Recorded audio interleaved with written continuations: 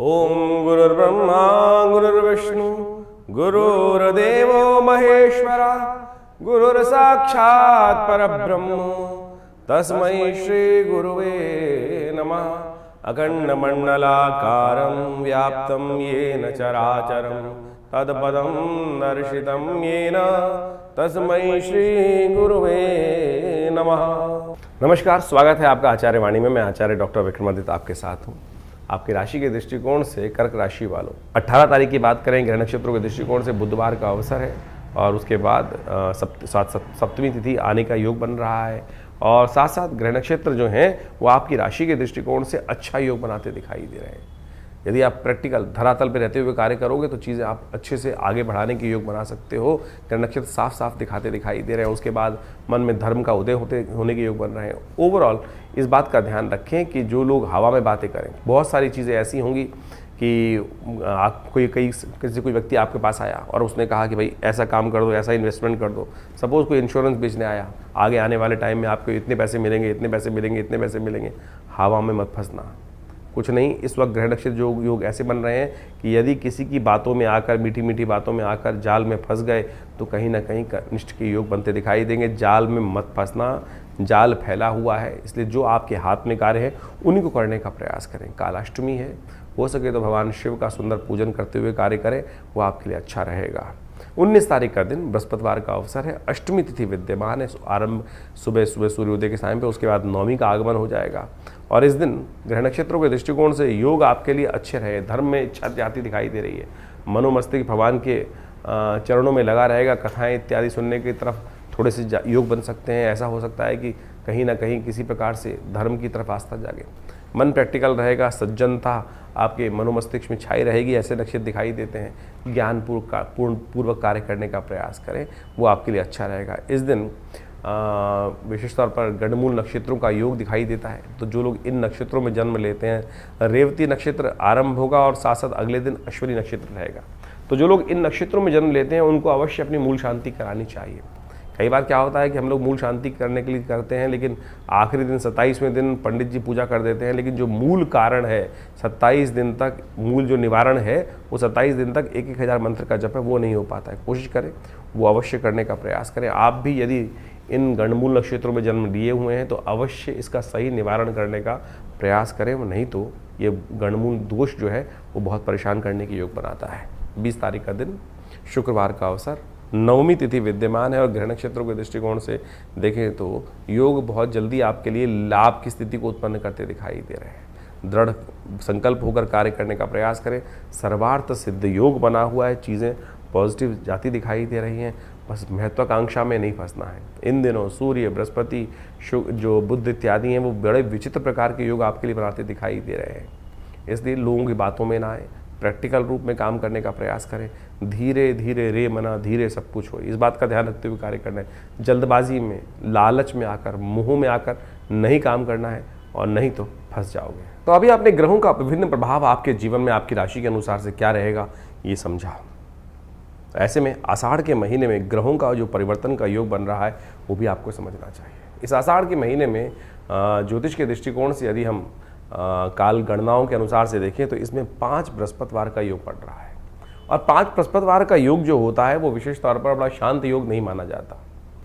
अहम की लड़ाई कई बार मैं बड़ा इस प्रकार का स्थिति बनती रहती है और इस अहम की लड़ाई में इस वक्त ग्रह योग का प्रभाव दिखाई देता है। शनि और मंगल का जिस प्रकार का प्रभाव परिवर्तन के अनुसार से बन रहा है वो युद्धकारक ग्रह बनता दिखाई दे रहा है। द्वेष का, संघर्ष का योग दिखाता है। इसके साथ साथ मंगल भी ग्रह परिवर्तन की तरफ गए। मंगल सिंह राशि में जब प्रवेश किए और साथ साथ केतु के साथ उन्होंने युति बनाई। ये युति भी विशेष तौर पर बाजार के अंदर तेजी का रुख लाती दिखाई दे रही है। तो ऐसे में ये तेजी का रुख पहले से यदि समझ में आ जाए तो उससे व्यक्ति लाभ लेने का प्रयास करता दिखाई देता है। ग्रह नक्षत्र दृष्टिकोण से बाजार का रुख, हर चीज़ के रुख को हमें समझते हुए कार्य करने का प्रयास करना चाहिए। वहीं स्थिति एक और भी परिवर्तन के बन रही है। बृहस्पति अस्त हो गए हैं और साथ साथ सूर्य का परिवर्तन जब होने का योग बन रहा है वो रविवार को बनता दिखाई दे रहा है और उसके कारण से परिवार में और कई प्रकार से समाज के अंदर उथल पुथल होने के योग दिखाई देते हैं। आकाशीय क्षेत्र में विशेष तौर पर विस्फोट के योग बनते दिखाई दे रहे हैं ग्रह नक्षत्रों के दृष्टिकोण से। ये सारा का सारा प्रभाव विशेष तौर पर जो समझें, आषाढ़ का महीना वैसे ही इस प्रकार का होता है कि आकाश में जब बादल छाए रहते हैं और जब चंद्रमा दिखाई देता है तो कभी चंद्रमा ओझिल हो जाता है और कभी चंद्रमा सामने आ जाता है। यानी एक और समझे भी वैसे भी समाज के अंदर अभी देखिए हम तो दिन के अंदर जो प्रभाव चलता है, कभी बादल आगे, कभी छाँव, कभी धूप का खेल चलता रहता है। तो ऐसे में ग्रहों का परिवर्तन का योग भी उसी तरफ दिखाता है। तो ऐसे में अपने ग्रहों को सही से समझते हुए कार्य करना हमारे लिए बहुत ज़रूरी है। जो देश काल परिस्थिति में ग्रहों को समझकर कार्य करने का प्रयास करते हैं, उनके जीवन में महत्वपूर्ण परिवर्तन आने के योग बन जाते हैं। देखिए, भगवान की आराधना ही हर ग्रह का निवारण है। बहुत सारे लोग इस बात को समझने का प्रयास करते हैं कि उपाय जो हम दिन पर दिन बताते हैं, कई लोगों ने लिख के भेजा कि भाई नित्यपति पूजा नहीं करनी चाहिए। अरे नित्यपति तो पूजा करना सबसे श्रेष्ठ कार्य है, वो तो आपका इष्ट मंत्र जो है उसका तो जब अवश्य करने का प्रयास करें। लेकिन कई विशेष मुहूर्त बनते हैं पौराणिक कालों में, पुरानी गणनाओं के अनुसार से, पुरानी कथाओं के अनुसार से कुछ दिनों का, कुछ विशेष योगों का विशेष महत्व बताया जाता है और उस विशेष महत्व में कुछ स्पेसिफिक जो मंत्र हैं, जो उपाय हैं, यदि उनको कर लिया जाए तो वो कई गुना अधिक प्रभाव दिखाई देते हैं। इसलिए मन की भ्रांति को हटाने का प्रयास करें। कारण और निवारण दो एक ऐसी चीज़ें हैं जिनको जानकर, जिनको समझकर हम अनेक प्रकार के जीवन के कष्टों को दूर कर सकते हैं। निवारण तो परमात्मा का नाम ही है। अब उसके लिए विभिन्न माध्यम हैं, विभिन्न प्रकार हैं। जिस प्रकार भी आपका मन जहाँ पे ठहर जाए, ये मन बड़ा विचित्र चीज़ उत्पन्न करता है। मन कभी ठहरता नहीं है। मन एक क्षण में कहीं और पहुंच जाता है, एक क्षण में कहीं और पहुंच जाता है। कई बार तो मन की आशंका इस प्रकार से होती है कि परमात्मा पर भी हम शंकाएं उत्पन्न कर देते हैं कि परमात्मा कार्य करेगा कि नहीं करेगा, सुनेगा कि नहीं सुनेगा।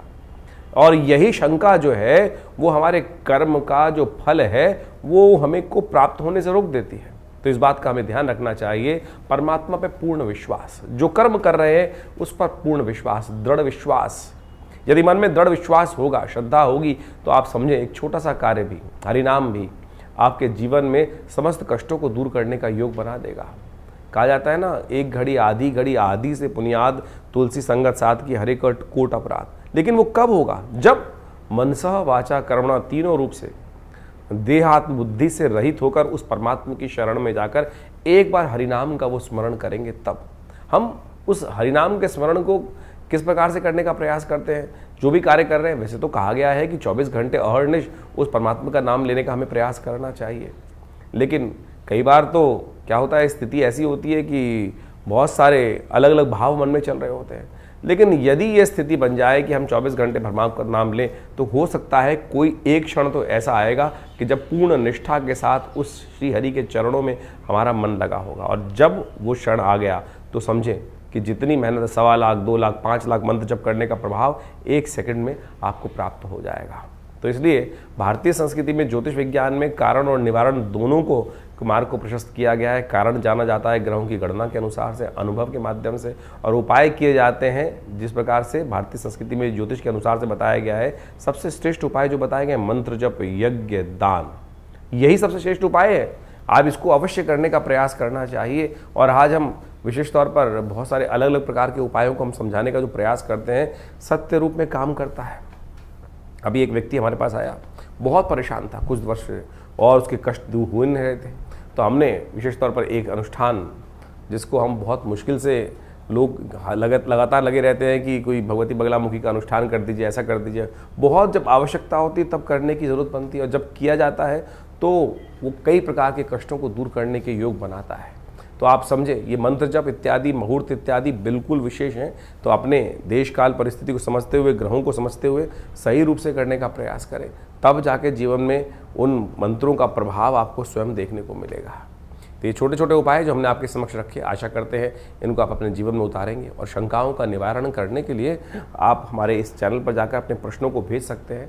हम प्रयास करेंगे उन सब प्रश्नों को व्हाट्सएप के माध्यम से जो नंबर आते हैं फ़ोन, उनको अवश्य जवाब देने का प्रयास करें। इसके अलावा पहला रविवार जो हमने विवेकानंद योगाश्रम में रखा हुआ है, वो इसीलिए रखा हुआ है यज्ञ के बाद। वैसे तो हर रविवार को बड़ा प्रोग्राम होता ही है, उसमें यज्ञ में आप ध्यान साधना इत्यादि में माँ भगवती का दर्शन करने के लिए आप आ सकते हैं। लेकिन पहले रविवार में एक प्रश्नोत्तरी का कार्यक्रम भी रखते हैं, समागम भी रखते हैं। आप वहाँ आकर अपने प्रश्नों का निवारण रविवार को सुबह 8 बजे से लेकर 10 बजे के बीच में भी आप कर सकते हैं। और हमसे मिलने के लिए कोई बहुत बड़ी जद्दोजहद नहीं करनी, आराम से आइए। विवेकानंद योगाश्रम दिल्ली में आपके तमाम प्रश्नों का जवाब भी देंगे और बहुत सारे और भी जो मन में शंकाएं चल रही हैं अध्यात्म के प्रति, उनके सबके लिए भी बहुत सारे कार्यक्रम समय समय पर चलते रहते हैं, उनसे हम आपको अवगत कराते रहते हैं। आशा करते हैं आप विवेकानंद योगाश्रम में आकर, बहुत सारे और भी कार्य चल रहे हैं। आपकी सूचना के लिए हम बता दें, यहाँ विवेकानंद योगाश्रम में एक हॉस्पिटल है बड़ा, योगा प्राकृतिक चिकित्सा आयुर्वेद का हॉस्पिटल है, और वहाँ नित्य प्रति बहुत सारी व्यवस्थाएं भी रहती हैं। और अभी विश्व योग दिवस के अंतर्गत पूरे जमुनापार में सबसे बड़ा कार्यक्रम भारत सरकार के साथ मिलकर, आयुष मंत्रालय के साथ मिलकर किया जा रहा है, जिसमें 15,000 आदमी एक साथ मिलकर योग करेंगे। 21 तारीख को आप भी उसमें भी यमुना स्पोर्ट्स कॉम्प्लेक्स में एक कार्यक्रम रहेगा, आप उसमें भी सादर आमंत्रित हैं। सुबह 6 बजे से लेकर और करीब करीब 9 बजे तक ये कार्यक्रम रहेगा जमुनापार में, यमुना स्पोर्ट्स कॉम्प्लेक्स में। उसमें भी आप आकर हमारे साथ पूरा स्वस्थ भारत के निर्माण के लिए सुंदर योग का कार्यक्रम में भाग ले सकते हैं। धन्यवाद, नमस्कार।